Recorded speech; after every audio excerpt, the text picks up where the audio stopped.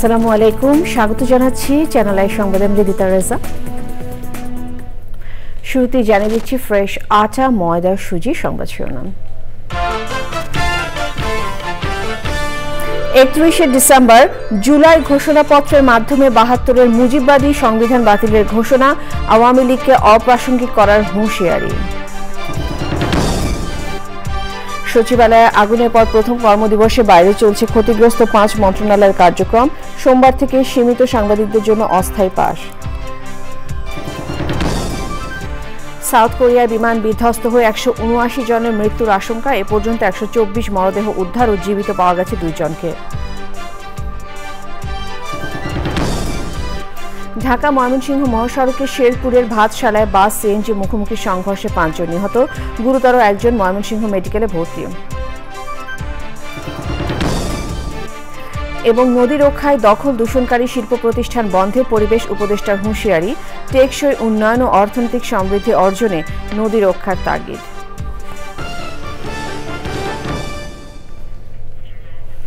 সংবাদ শিরোনামগুলো জানাচ্ছিলাম। এখনকার এই সংবাদ আয়োজন একই সঙ্গে চ্যানেলের ইউটিউব চ্যানেল এবং চ্যানেলের ওটিটি প্ল্যাটফর্ম আইস্ক্রিনে লাইভ স্ট্রিম হচ্ছে। বৈষম্য বিরোধী ছাত্র আন্দোলনের আহ্বায়ক হাসনাত আব্দুল্লাহ বলেছেন, 31শে ডিসেম্বর নাৎসি বাহিনীর সংগঠন হিসেবে আওয়ামী লীগকে অপ্রাসঙ্গিক ঘোষণা ও মুজিববাদী 72-এর সংবিধানকে কবর দেওয়া হবে। আর জাতীয় নাগরিক কমিটির মুখ্য সমন্বয়ক সার্জিস আলম বলেছেন, জুলাই বিপ্লবের ঘোষণাপত্র আরও আগে ঘোষণার প্রয়োজন ছিল। রাজধানীতে সংবাদ সম্মেলনে তারা এই ঘোষণা দেন। তাফিমুল ইসলামের রিপোর্ট। 31শে ডিসেম্বর কি হতে যাচ্ছে এ নিয়ে চলছে নানা জল্পনা কল্পনা। সামাজিক যোগাযোগ মাধ্যমের কমেন্ট বক্সেও অনেকেই জানতে চাইছেন বিস্তারিত। এ অবস্থায় বৈষম্য বিরোধী ছাত্র আন্দোলন ও জাতীয় নাগরিক কমিটি জরুরি সংবাদ সম্মেলন করে 31শে ডিসেম্বর নিয়ে বিস্তারিত তুলে ধরেছেন। জাতীয় নাগরিক কমিটির মুখ্য সংগঠক সার্জিস আলম বলেছেন, ঘোষণাপত্র বাংলাদেশের একটি দলিল হয়ে থাকবে। আমাদের এই ঘোষণাপত্র সকলের আশা আকাঙ্ক্ষাকে ধারণ করতে পারবে। এটি আগামীর বাংলাদেশের ঘোষণাপত্র। এটি কোন নির্দিষ্ট দলের, মতের, ধর্মের, বয়সের মানুষের ঘোষণাপত্র নয়। যেমন ভাবে 24-এর বিপ্লবটি সকলের ঘোষণাপত্র ছিল। বৈষম্য বিরোধী ছাত্র আন্দোলনের আহ্বায়ক হাসনাত আব্দুল্লাহ জানান, 31শে ডিসেম্বর মুজিববাদী 72-এর সংবিধানের কবর রচনা হবে। মুজিববাদী চেতনার বিরুদ্ধে মানুষ দাঁড়িয়েছে, আওয়ামী লীগের এই যে ফেসিবাদের বিরুদ্ধে মানুষ দাঁড়িয়েছে। এই বিরুদ্ধে দাঁড়ানোকে সেখানে হচ্ছে আমরা চাই স্বীকৃতি দেওয়া হোক। আমরা চাই এই মুজিববাদী সংবিধান কবরস্থ ঘোষণা করা হবে। সেই যেখান থেকে 1 দফার ঘোষণা দেওয়া হয়েছে, ঠিক সেই জায়গা থেকে মুজিববাদী 72-এর সংবিধানের কবর রচিত হবে। 31শে ডিসেম্বর কেন্দ্রীয় শহীদ মিনারে জুলাই অভ্যুত্থানের শহীদ পরিবারের সদস্য, বিভিন্ন রাজনৈতিক দল ও গণ অভ্যুত্থানের পক্ষে শ্রেণী পেশার মানুষ সমবেত হবেন বলে জানিয়েছে বৈষম্য বিরোধী ছাত্র আন্দোলন। তাফিমুল ইসলাম, চ্যানেল আই, ঢাকা। বৃহস্পতিবার সচিবালয়ে আগুনের ঘটনার পর 2 দিন ছিল সাপ্তাহিক ছুটি। 2 দিন পর আজ অফিস খুলেছে। যে 5 মন্ত্রণালয়ের অফিস পুড়ে গেছে, সেই মন্ত্রণালয়ের কর্মকর্তা কর্মচারীরা আজ বাইরে অফিস করছেন। আগামীকাল থেকে সীমিত সংখ্যক সাংবাদিকদের অস্থায়ী পাস দেওয়া হবে। সচিবালয়ের আজকের অবস্থা জানতে রফিকুল বাশারের সাথে যোগাযোগ করছি। তিনি সচিবালয়ের সামনে আছেন। বাসার আগুনের পর সচিবালয় তো আজ খুলেছে এবং আমরা যতটুকু জানতে পেরেছি তথ্য উপদেষ্টা কথাও বলেছেন। তো তিনি কি বলেছেন সে বিষয়ে আপনার কাছে কি তথ্য রয়েছে আমাদেরকে জানাবেন।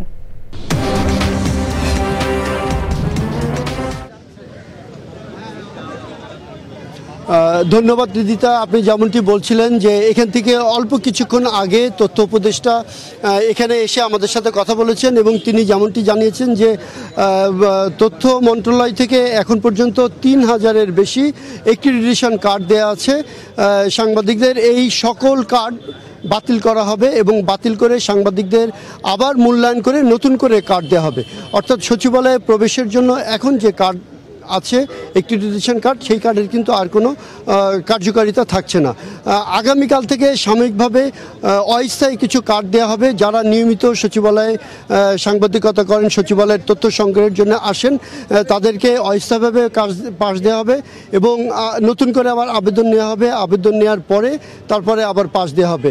এবং তথ্য উপদেষ্টা আরও একটি যেমনটি জানিয়েছেন যে এই যে আগুন লেগেছে, আগুনের যে তদন্ত হচ্ছে, সেই তদন্তের প্রাথমিক প্রতিবেদন আজকেই পাওয়া যাবে বলে তিনি জানিয়েছেন। এবং ওই প্রতিবেদন পাওয়ার পরে সেখানের কি হয়েছিল, নাশকতা নাকি দুর্ঘটনা নাকি শর্ট সার্কিট কি হয়েছিল, সেই বিষয়টি জানা যাবে, উনি জানাবেন বলে জানিয়েছেন। আমরা দেখেছি যে সাংবাদিকদের যেহেতু এখানে যে প্রবেশের নিষেধাজ্ঞা ছিল, এ বিষয়ে সাংবাদিকরা কথা বলতে স্বরাষ্ট্র উপদেষ্টার কাছে গিয়েছিলেন। আপনি জানেন যে সাংবাদিকদের সচিবালয়ে যারা কভার করেন, যেসব সাংবাদিক, তাদের একটি সংগঠন আছে। আমরা এখন কথা বলবো সেই সংগঠনের সভাপতির সাথে, মাহতাব ভাইয়ের সাথে। মাহতাব, আপনি তো স্বরাষ্ট্র উপদেষ্টার সাথে কথা বলেছেন, বৈঠক করেছেন, কি হয়েছে সেই বৈঠকের সিদ্ধান্ত কি হয়েছে? আমি ফসিউদ্দিন মাহতাব, বাংলাদেশ সেক্রেটারিয়েট রিপোর্টার্স ফোরামের সভাপতি সহ আমার সাধারণ সম্পাদক মাসুদুল হক সহ আমাদের নেতৃত্বে 21 সদস্য বিশিষ্ট সচিবালয়ের যে সিদ্ধান্ত কি হয়েছে, সিদ্ধান্ত যেটা হয়েছে সেটা হলো যে আমরা উপদেষ্টা মহোদয়ের কাছে বলেছি যে সচিবালয়তে যারা কর্মরত প্রতিদিনের যারা রিপোর্টিং কভার করতে আসেন, তারা এই সম্প্রতি অগ্নিকাণ্ডের ঘটনার প্রেক্ষিতে আসতে পারেননি। কোন কারণে স্বরাষ্ট্রমন্ত্রী মহোদয়, উপদেষ্টা মহোদয় ব্যাখ্যা দিয়েছেন, সে ব্যাখ্যাতে যেটা উনি বলেছেন যথার্থ ছিল। যাই হোক, আমরা বলেছি আমাদের পেশাগত দায়িত্ব পালনে যাতে বিঘ্নিত না হয়, সেক্ষেত্রে আমরা যারা এখানে কর্মরত আছি তাদের প্রবেশের অবশ্য ব্যবস্থা করতে হবে। উনি আমাদের কথাগুলো শুনলেন, শোনার পরে যৌক্তিক কথাগুলো শোনার পরে উনি আমাদের আগামী 15 দিনের জন্য অস্থায়ীভাবে সচিবালয়ে প্রবেশের জন্য উনি সম্মতি হয়েছেন, উনি অনুমতি দিয়েছেন। আমরা আগামীকাল থেকেই এখানে যারা আছি তারা এখানে প্রবেশ করতে পারবে, সাংবাদিকরা প্রবেশ। সব যে একটি রেশন কার্ড বাতিল করা হলো, তথ্য উপদেষ্টা বললেন, এ বিষয়ে আপনারা কোনো কথা বলতে পেরেছেন বা বলবেন কিনা? বলেছিলাম যৌক্তিকতা, কারণ কি বলেছিলেন যে উচ্চ পর্যায়ের সিদ্ধান্তের প্রেক্ষিতে শুধু সাংবাদিকদের একটি রেশন কার্ড বাতিল করিনি, এখানে কর্মকর্তা কর্মচারী সচিবালয়তে যারা আছেন প্রত্যেকের কার্ড বাতিল করা হয়েছে। সেক্ষেত্রে আমাদের জন্য বিশেষভাবে উনি বিবেচনা করে সাংবাদিকদের জন্য প্রবেশের উনি সুব্যবস্থা করেছেন। এটা আমাদের পক্ষ থেকে তাকে ধন্যবাদ জানিয়েছি। ধন্যবাদ আপনাকে। রিদিতা, যেমনটি শুনছিলেন, এই হচ্ছে অবস্থা। আগামীকাল থেকে কিছু সংখ্যক সাংবাদিকদেরকে সচিবালয়ে প্রবেশের অনুমতি দেওয়া হবে, আর অন্যান্য সকলকে কার্ড দেওয়ার জন্য আবার আবেদন নিয়ে নতুন করে পর্যালোচনা করে তারপরে দেওয়া হবে। এই ছিল আমার কাছে শেষ খবর। বাশার, ধন্যবাদ আপনাকে। সাউথ কোরিয়ার দক্ষিণ পূর্বাঞ্চলে মুয়ান আন্তর্জাতিক বিমানবন্দরে যাত্রীবাহী বিমান বিধ্বস্ত হয়ে 179 জনের মৃত্যুর আশঙ্কা করা হচ্ছে। দেশটির ফায়ার সার্ভিস জানিয়েছে এ পর্যন্ত 124 জনের মরদেহ উদ্ধার করা হয়েছে। জীবিত উদ্ধার করা হয়েছে 2 জনকে। 181 জন আরোহী নিয়ে ফ্লাইটটি বিমানবন্দরে অবতরণের সময় দুর্ঘটনা ঘটে। এই ঘটনায় মুয়ান বিমানবন্দরে ফ্লাইট ওঠানামা বন্ধ রাখা হয়েছে।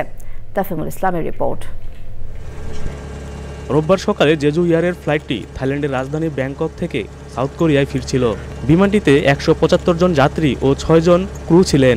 দেশটির দমকল সংস্থা জানিয়েছে বিমানটি অবতরণের সময় রানওয়ে থেকে ছিটকে পড়ে একটি প্রাচীরে ধাক্কা খায়। সে সময় বিস্ফোরণ ঘটে বিমানটিতে আগুন ধরে যায়।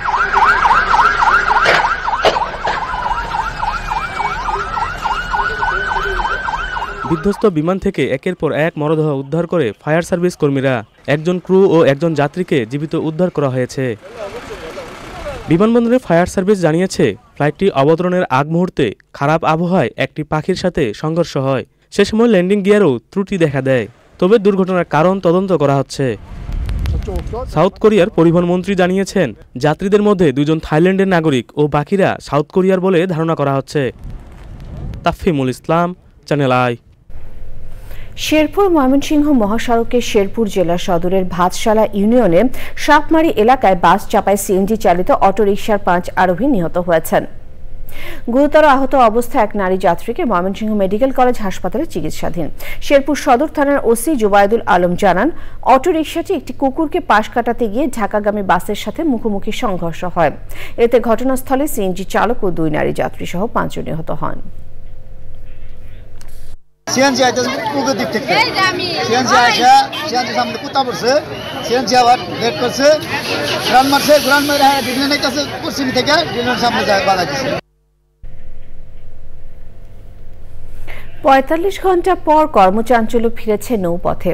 আরও শুরু হয়েছে পণ্যবাহী জাহাজ চলাচল। চাঁদপুরে এমভিএল বাখেরা জাহাজের 7 শ্রমিক হত্যার সুষ্ঠু তদন্ত, দোষীদের বিচার ও নৌপথে নিরাপত্তা সহ বিভিন্ন দাবিতে নৌ শ্রমিকরা রাত 12টায় ধর্মঘটে নামেন। তবে দাবি পূরণের আশ্বাসে শনিবার রাত 9টার দিকে ধর্মঘট স্থগিত করার কথা জানায় বাংলাদেশ নৌযান শ্রমিক ফেডারেশন। এর আগে ফেডারেশনের নেতাদের সঙ্গে বৈঠক করেন নৌ পরিবহন অধিদপ্তরের মহাপরিচালক কমোডর মোহাম্মদ মাকসুদ আলম। বৈঠকে দাবি পূরণের আশ্বাস দেওয়া হলে কর্মবিরতি স্থগিত করেন শ্রমিক নেতারা। রোববার সকাল থেকে পণ্যবাহী জাহাজ চলাচল শুরু হয়েছে। এছাড়াও বিভিন্ন স্থানে আটকে থাকা নৌযানগুলো লোড ও আনলোড করা হচ্ছে।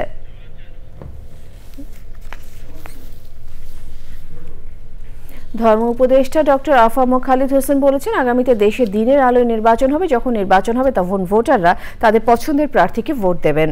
গাজীপুরের কালিয়াকৈর উপজেলার পূর্ব চান্দরা ইসলামিয়া মদিরাতুল উলুম তাফসিরুল কুলাম মাহফিলে তিনি সৎ ও যোগ্য প্রার্থীদের নির্বাচিত করে সংসদে পাঠানোর আহ্বান জানান। তিনি আরও বলেন, নির্বাচিত প্রতিনিধিদের হাতে তারা ক্ষমতা হস্তান্তর করবেন। আগামী দিনেও নির্বাচন হবে, দিনের আলোতে নির্বাচন হবে। আগামী যখন নির্বাচন হবে দেশে, তখন দিনের আলোতে ইনশাআল্লাহ আপনাদের পছন্দের প্রার্থীকে ভোট দিয়ে পার্লামেন্টে পাঠান। আমরা তাদের হাতে ক্ষমতা হস্তান্তর করব। ক্ষমতায় থাকার জন্য, ক্ষমতায় বসার জন্য যত মানুষ মারা লাগে মারার জন্য প্রস্তুত থাকে, তারপরও আমাকে ক্ষমতায় থাকতে হবে।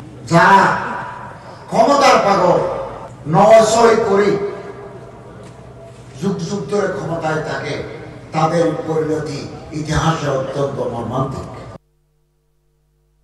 নদী রক্ষায় প্রয়োজনে দখল দূষণকারী শিল্প প্রতিষ্ঠান বন্ধের হুঁশিয়ারি দিয়েছেন পরিবেশ উপদেষ্টা সৈয়দা রিজওয়ানা হাসান। গাজীপুরে নদী বিষয়ক যুব সম্মেলনে যোগ দিয়ে বক্তারা টেকসই উন্নয়ন ও অর্থনৈতিক সমৃদ্ধি অর্জনে নদী রক্ষায় গুরুত্ব আরোপ করেছেন। দীর্ঘদিনের দখল দূষণ প্রতিরোধে সমন্বিত উদ্যোগে জোর দিয়েছেন প্রকৃতি বন্ধু বীর মুক্তিযোদ্ধা মুকিত মজুমদার বাবু। আলিমান রাজি রিপোর্ট। আবহমান বাংলায় যোগাযোগ আর অর্থনীতির মূল চালিকা শক্তি ছিল নদী। যুগের পর যুগ অপরিণামদর্শী কর্মকাণ্ডে দখল দূষণের পাশাপাশি মেরে ফেলা হয়েছে অনেক নদী। ফলে দীর্ঘমেয়াদে খাদ্য নিরাপত্তা ব্যাহত হওয়ার পাশাপাশি চরম ক্ষতিগ্রস্ত হয়েছে অর্থনীতি। ভবিষ্যতের নিরাপদ আবাস বিনির্মাণে গাজীপুরে জাতির ভবিষ্যৎ নাগরিক তরুণদের নিয়ে নদী বিষয় সম্মেলন। তরুণ প্রতিনিধিরা তুলে ধরেন নদী নিয়ে মূল্যায়ন ও করণীয়। মনিটরিংটা রাষ্ট্রীয় মনিটরিং হবে। খেয়াল করে দেখেন, আমরা যে বলছি যে ডেমোক্রেটাইজেশন অফ এনভায়রনমেন্টাল ডেমোক্রেসির কথা আমরা বলি, একদম মাইক্রো লেভেলে আমার যে প্রাকৃতিক সম্পদটা আছে সেটার ম্যানেজমেন্ট এবং মনিটরিংটাও আমরা করব। গাজীপুরের শীতলক্ষা, বালু, তুরাগ, চিলাই, লবণদহর, টঙ্গী এবং মোগরখাল, এই কেবলমাত্র এই কয়টা নদীতে কলকারখানার দূষণ পয়েন্ট আমরা 337টা পেয়েছি। মিউনিসিপ্যালিটির যে ওয়েস্ট লাইন সেটা 40টি, ওয়েস্ট ডাম্পিং 51টি, বাণিজ্যিক দখল 116টি, আবাসিক দখল 21টি, আর্থ ফিলিং 59টি। আমাদের হয়তো অর্থ সংকলন করতে পারি না আমরা। আমাদের দেশে যে নদীগুলা এই পলি নিয়ে আসে সেই নদীগুলাকে আমরা প্ল্যানিং ওয়েতে ড্রেজিং করতে পারছি না। নদীসহ সকল দখল দূষণ প্রতিরোধে প্রকল্পের সীমাবদ্ধ না থেকে প্রয়োজন সার্বিক সচেতনতা ও মূল্যবোধের গুণগত পরিবর্তন।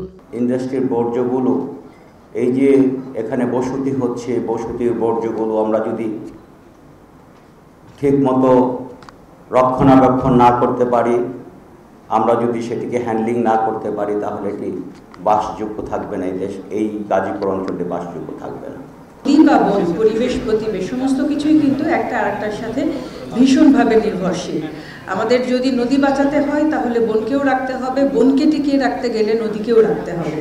আমাদের ভেজিটেশন, আমাদের উডল্যান্ড, আমাদের ওয়াটার বডি, আমাদের পরিবেশের এই প্রত্যেকটা উপাদান আমাদের জন্য অত্যন্ত গুরুত্বপূর্ণ। নদী রক্ষায় কার্যকর ফল পেতে তরুণদের ঘনিষ্ঠভাবে যুক্ত করার পাশাপাশি সমন্বিত উদ্যোগে জোর দিয়েছেন বিশিষ্টজনরা।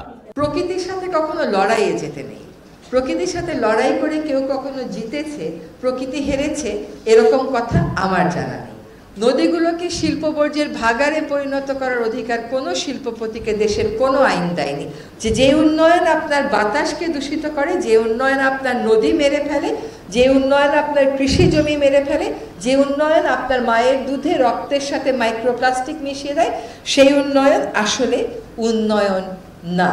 আমরা একটা অনিরাপদ পৃথিবী তৈরি করে ফেলেছি, আপনাদেরকে এটা নিরাপদ করার কাজে আমাদের সাথে আগাতে হবে। আমরা কিন্তু এক হয়েছে একটি কারণে, যে আমরা এই যে সমস্যা, এই যে দূষণ, এই যে নানা ধরনের যে সমস্যার সৃষ্টি হয়েছে নদী নিয়ে, এবং নদী যে আমরা আর এখন সেই আগের যে নদী আমরা দেখেছি আমাদের ছোটকাল থেকে, যে নদী আমরা দেখেছি দূষণমুক্ত, সেই দূষণমুক্ত নদী কিন্তু এখন যে অবস্থা আছে, একে দূষণমুক্ত করতে হলে কিন্তু একা একটি প্রতিষ্ঠান অথবা একটি মানুষ এর পক্ষে সম্ভব নয়। আমাদের সবাইকে কিন্তু একসাথে এগিয়ে আসতে হবে।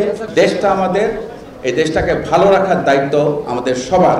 সুতরাং আসুন আমরা সবাই একসাথে হাতে হাত মিলিয়ে আমরা আমাদের সমস্যাগুলো সমাধান করার চেষ্টা করি। বাংলাদেশে মোট নৌপথের দৈর্ঘ্য 24,000 কিলোমিটার হলেও নৌপরিবহন উপযোগী নৌপথের দৈর্ঘ্য 5,000 কিলোমিটারেরও কম।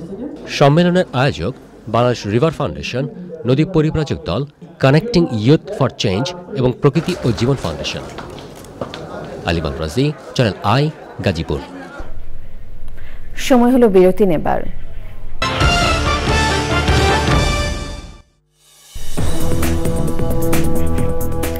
ফিরে এলাম বিরতির পর। পাকিস্তানের বিমান হামলার কয়েকদিন পর পাল্টা হামলা চালিয়েছে আফগানিস্তানের ক্ষমতাসীন তালেবান বাহিনী। হামলায় পাকিস্তানের অন্তত 19 সেনা এবং 3 আফগান বেসামরিক নাগরিক নিহত হয়েছেন। তবে হামলার তাৎক্ষণিকভাবে উভয় পক্ষের হতাহত কিংবা ক্ষয়ক্ষতির বিষয়ে বিস্তারিত তথ্য পাওয়া যায়নি। আফগানিস্তানের প্রতিরক্ষা মন্ত্রণালয় জানিয়েছে প্রতিবেশী দেশের বেশ কয়েকটি পয়েন্টকে লক্ষ্যবস্তু করে হামলা হয়েছে। তবে মন্ত্রণালয়টি নির্দিষ্টভাবে পাকিস্তানের নাম উল্লেখ না করে অনুমানমূলক লাইনের অপর পাশে আঘাত করেছে বলে দাবি করেছে। অনুমানমূলক লাইন বলতে আফগানিস্তান কর্তৃপক্ষ পাকিস্তানের সাথে থাকা সীমান্ত বুঝিয়ে থাকে। এর আগে 25 ডিসেম্বর আফগানিস্তানের পাকতিকা প্রদেশের একাধিক এলাকায় পাকিস্তানের ধারাবাহিক বিমান হামলায় নারী ও শিশু সহ অন্তত 51 জন নিহত হন। নিটল টাটা, কৃষি সংবাদ।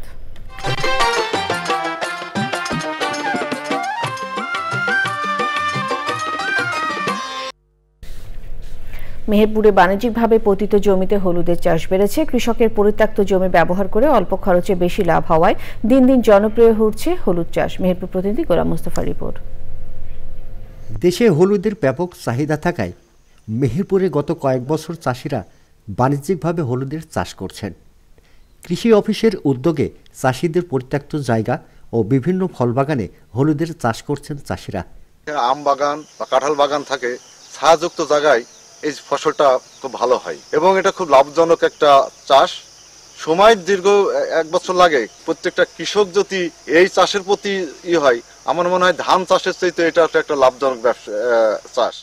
বিঘা প্রতি 1 লাখ টাকা পর্যন্ত হলুদ বিক্রি হচ্ছে বলছেন চাষিরা। হেভি লাভজনক ফসল, আয়ের একটা উৎস। এতে খরচ কম, খুবই সীমিত। কাটা প্রতি 2 থেকে 3 মণ হয়। হলুদ তৈরি করে সিদ্ধ করে শুকিয়ে গুঁড়ো করে বেচে, তার বিঘা প্রতি লাখের ঊর্ধ্বে হবে। জেলায় এবার 360 হেক্টর জমিতে হলুদের চাষ হয়েছে, যা থেকে 7,488 মেট্রিক টন কাঁচা হলুদ উৎপাদন হবে বলছে কৃষি বিভাগ। মশলার জন্য খুব বাড়তি জমি দিতে চায় না এবং পাওয়াটাও কঠিন, যেহেতু আমাদের আগে খাদ্যের দিকটা দেখতে হয়। সেহেতু আমাদের এই পদ্ধতিগুলো যদি আমরা অ্যাপ্রোচ করতে পারি, ঠিকভাবে চাষিদেরকে উদ্বুদ্ধ করতে পারি, তাহলে আমাদের যে মশলার ঘাটতি এটা হয়তো আমরা অনেকাংশে পূরণ করতে পারবো এবং আমাদের এই বৈদেশিক মুদ্রা সাশ্রয়ের ক্ষেত্রে একটা অবদান রাখতে পারবো। পতিত জমিতে হলুদের চাষ বৃদ্ধির জন্য মাঠ পর্যায়ে চাষিদের উদ্বুদ্ধের পাশাপাশি বিভিন্ন সহযোগিতা করছে কৃষি বিভাগ।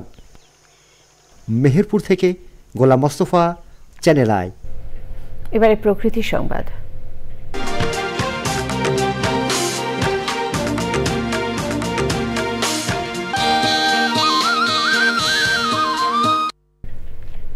দেশে জনপ্রিয় হয়ে উঠছে বিদেশি পাখি পালন। এই পেশায় এগিয়ে আসছেন টাঙ্গাইলের তরুণ উদ্যোক্তারা।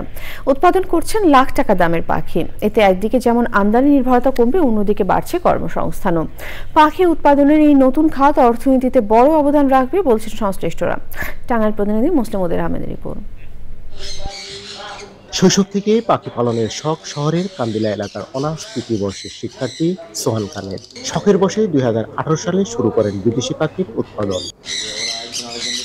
কয়েক বছরের প্রচেষ্টায় খামারে উৎপাদন করেছেন lovebird, cockatiel, conure, lorikeet, monk parakeet ও ভার্জিনিয়া সহ বিভিন্ন প্রজাতির প্রায় 60 জোড়া বিদেশি পাখি, যার দাম 5,000 থেকে শুরু করে 50,000 টাকা পর্যন্ত। 2025 সালে পুরোপুরি বাণিজ্যিকভাবে বাজারে ছাড়া হবে এসব। এই পাখিটাকে আরো অনেক বেশি বড় করা, আমার খামারটাকে অনেক বড় করা, যাতে বাণিজ্যিকভাবে আমি সেই মানুষের ডিমান্ডগুলো ফুলফিল করতে পারি। কারণ প্রচুর পরিমাণ মানুষ পাখি চায় আমার কাছে, যেগুলো আমি নিজে দিতে পারি না। আমাদের দেশে আরো অনেক খামার আছে, বাট আরো দরকার। সোহানের মতন বাণিজ্যিকভাবে পাখির খামার করার স্বপ্ন দেখছেন অনেকেই।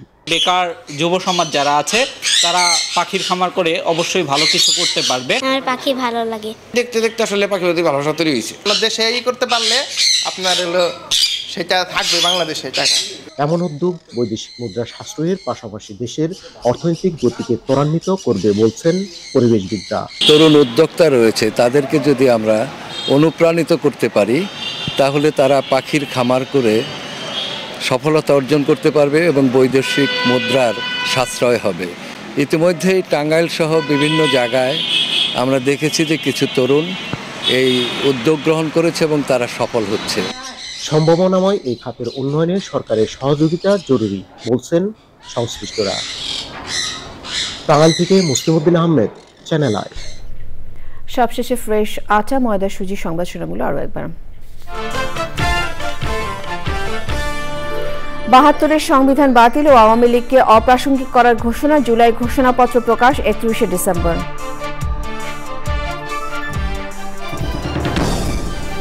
সচিবালয়ে আগুনের পর প্রথম কর্মদিবসে বাইরে চলছে ক্ষতিগ্রস্ত 5 মন্ত্রণালয়ের কার্যক্রম। সোমবার থেকে সীমিত সাংবাদিকের জন্য অস্থায়ী পাস। সাউথ কোরিয়ায় বিমান বিধ্বস্ত হয়ে 179 জনের মৃত্যুর আশঙ্কা। এ পর্যন্ত 127 মরদেহ উদ্ধার ও জীবিত পাওয়া গেছে 2 জনকে।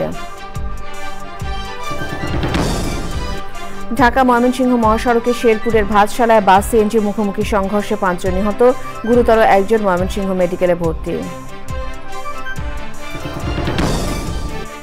এবং নদী রক্ষায় দখল দূষণকারী শিল্প প্রতিষ্ঠান বন্ধে পরিবেশ উপদেষ্টার হুঁশিয়ারি, টেকসই উন্নয়ন ও অর্থনৈতিক সমৃদ্ধি অর্জনে নদী রক্ষার তাগিদ।